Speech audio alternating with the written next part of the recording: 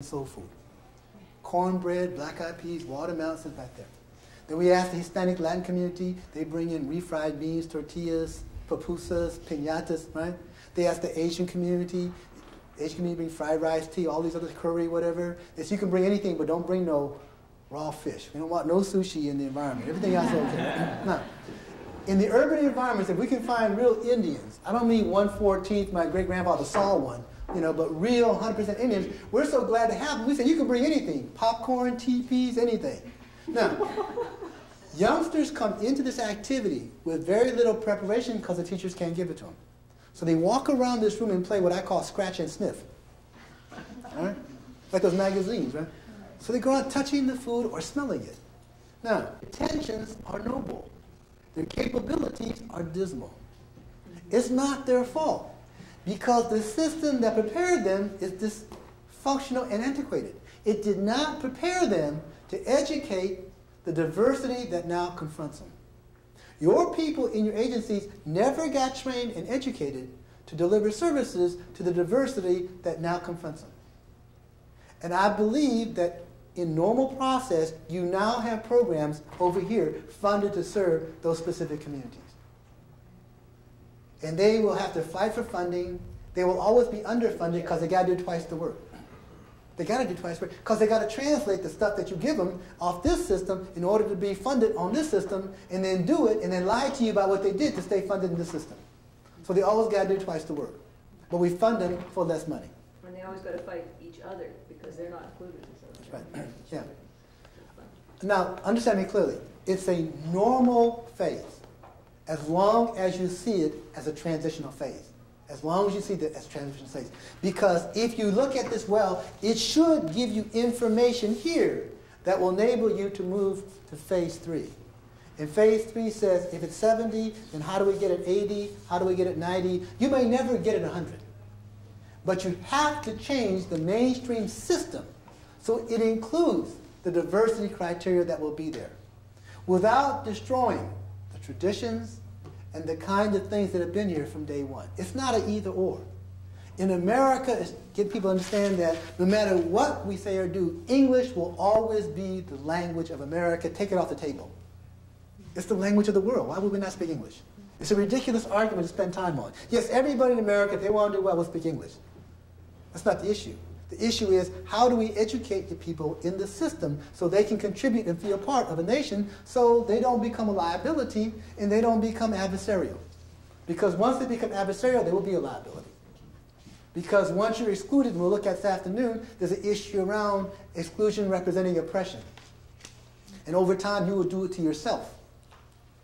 You don't even need a racist society to do it to you over time. If a system excludes you, you will do it to yourself. It's called internalized oppression. You will do it to yourself. Now, the problem that confronts America is moving off of this. We're still stuck here. We've been doing this we've been doing this 30 years, and we're still arguing this. We can't seem to get to phase 3 because people who are here are finally funded like being funded there. Because they get scared about what will happen. And what happens to agencies over here, they say, well, thank God, we don't have to do all that. So somebody comes to you and they speak Punjabi, then you refer them to the Punjabi Center. Even though they live across the street from you. You keep referring them 27 miles away. Because you figured that's not my job. My job is to serve everybody who speaks English and looks like me. If they speak Punjabi and don't look like me, there's a Punjabi Center. There's a disabled center. There's an Asian center. You're going to have all these different, pretty soon you're going to have more centers over here than you're going to have over here. But the problem is you're going to have more money still over here. So what you have to begin to do is, how do you develop a system that has the capability of providing all those services? It has to be under one roof. That's what your ultimate goal is. So instead of referring out, you bring the people into your center. So in other words, if I know that we're getting a significant population that speaks Punjabi, but we got nobody on staff who does it, but down the road there's a Punjabi center, I don't send the person down there. I ask the counselor from down there to come to my center. Because if I send this person down there, you know as well as me, it's hard enough to get them to come to the center the first time. Do you think they're going to go 26 miles down that road and do it all over again? No way. But you also create the image that you don't want to serve that group when you send them away. So if your system is going to move forward, you don't refer them out. And besides, as professionals, we're more mobile than a lot of the clients. So we bring the professional into the center. And not in a special room, you don't have to see them. Then you also figure out, given what this person is doing, how does your staff begin to at least develop some capability of moving in that direction, even though they don't even speak the language? We'll look at that this afternoon. But there's some things you can do systemically that will move you that way. The worst thing that you can do is continue to refer everybody out of your center. If your goal is multicultural, it's different if your goal is to stay with cultural separations. If your goal is cultural separations, refer them out. If your goal is multicultural, you can't continue to refer them out.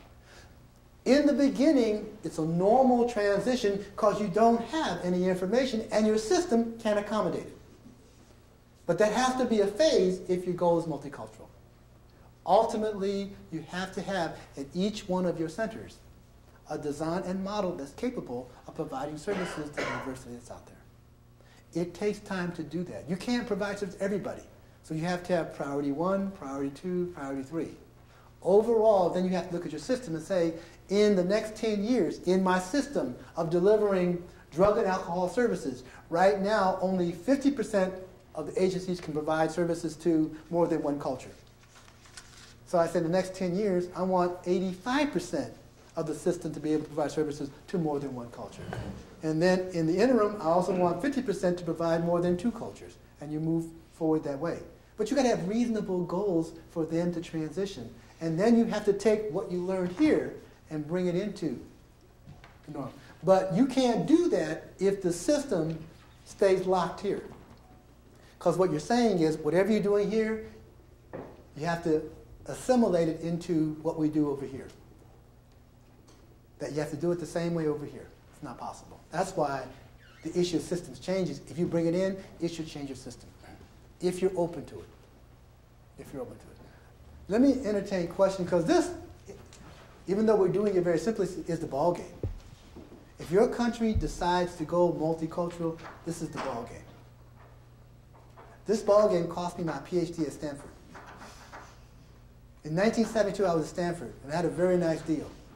That they waived my tuition. They paid me at that time $1,200 a month to teach 3 classes.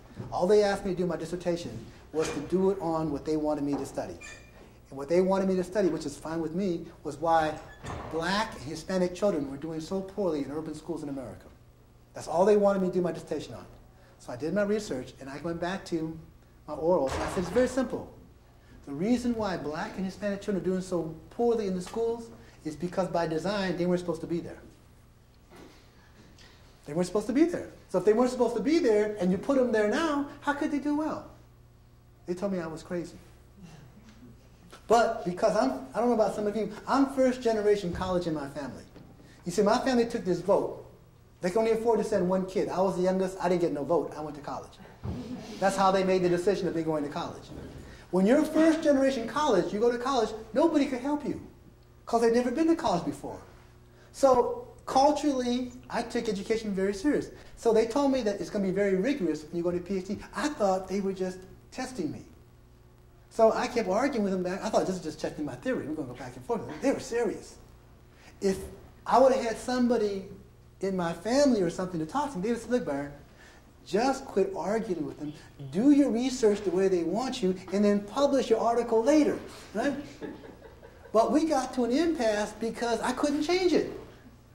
I couldn't create new data that would counteract the theory. There was no way, because it's monolingual, it's not the language. All the examples with Dick and Jane, dog named Spot. It didn't make any sense for me to believe off this model that you could actually educate black and Hispanic youngsters as well as you could educate the majority of Euro-American youngsters. I said it to you because at that time, it's fine today. At that time, though, it was contradicting the paradigm. It was contradicting the paradigm. I don't know what it's like in Canada, but I'm saying it will contradict the paradigm right? So I could do it today much better than I did it then. I'm much calmer explaining it to you than I was then, right? So it's not as threatening or whatever. I know we were going crazy, when you're only like 30 years, 29 years old, you have a different kind of intense. I wanted to get out anyway, right? But we can talk about this today. It's on this kind of hypothetical model. It's not a problem. When we get into fulfilling your government's commitment to multiculturalism, it will become problematic because it will contradict the paradigm. So it won't be the design, it will be Eurocentrism, the belief that this is the best culture and it will work for everybody, damn it. But the problem is we got these inferior people coming over here. If they could only learn to speak English, right, and figure out the way we do things in Canada, we would be okay again. Well, they don't realize you got young white kids in Canada that don't fit the old model. Forget the immigrants.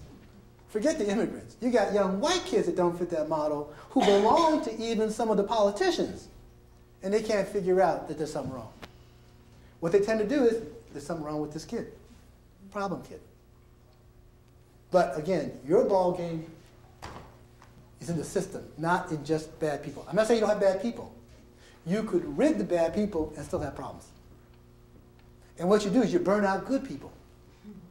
Because the good people get tired of arguing with the bad people. And you will burn out.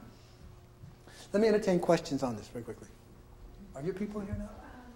I was disruptive and asked to leave. That was an employment place.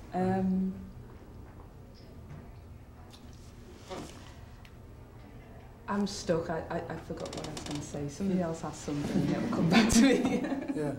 Well, if you have personally, then all you've done is what you're saying. You just brought it in, you brought it closer rather than further. But if you say that everybody has to be involved and you're rotated through, right? And you debrief and you meet on the different kind of models and strategies for every department, that's a multicultural model. Nobody's in isolation. So when we meet, we say, what are you doing in that department?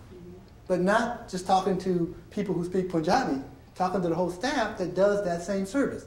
So you see, if we believe, and I totally believe this, that culture is value added.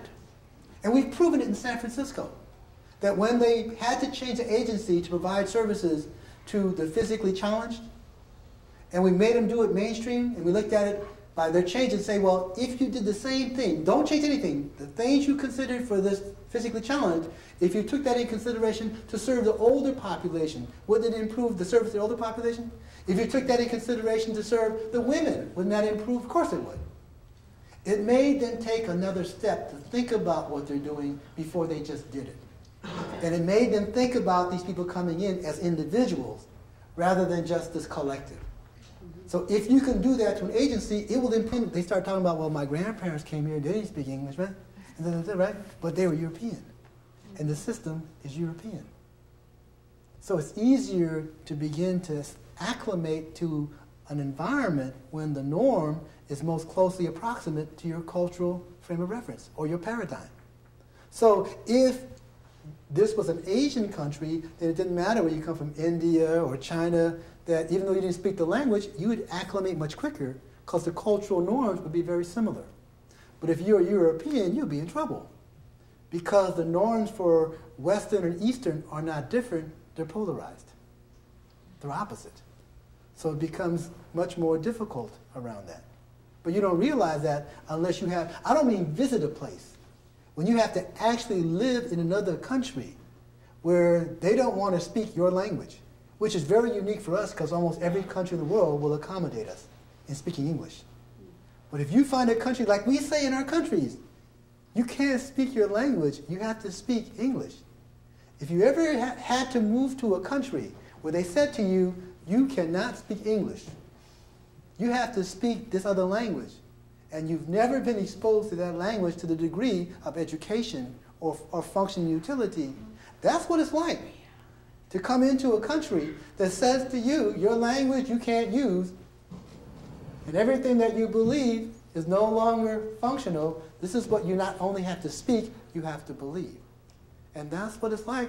And I don't think we realize that we're sending that message, because we don't send it like that. Yes? When I moved away from Quebec, 네, 이렇게.